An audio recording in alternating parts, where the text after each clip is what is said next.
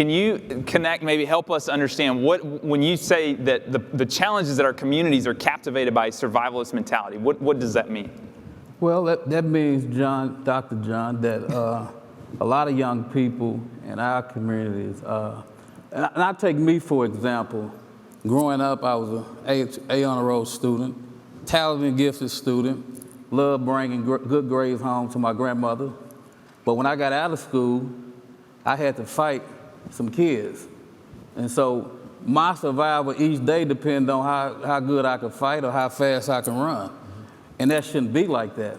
I mean, kids shouldn't have to choose between being able to survive versus wanting to bring home good grades for their grandparents. And so that takes a different kind of approach when we're looking at violence in a community, bringing in individuals who understand that community to be mentors. And that when I first got out of prison, when I met Bishop Omar, first thing he said to me was, and I had somewhat changed a little bit. I wouldn't always change, but I wanted to help my community. I wanted to go back because I understood as a young person, as a kid, that I wanted to be great.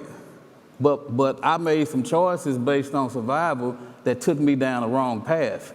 And when I met Bishop, when I got out of prison, first thing he said to me was, we have to go to the other neighborhood and get those guys in this process of working with young people. And I remember saying to Bishop, that wasn't in my plan.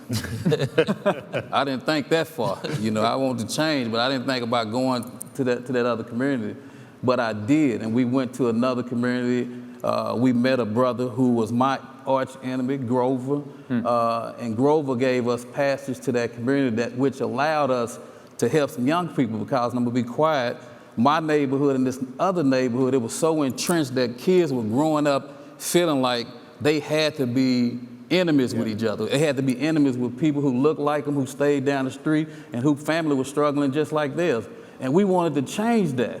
And so we went to that neighborhood and recruited the guy from the other neighborhood, and we began to work with young people to eradicate that idea that you have to survive, or you have to be into it with the individual that stay down the street.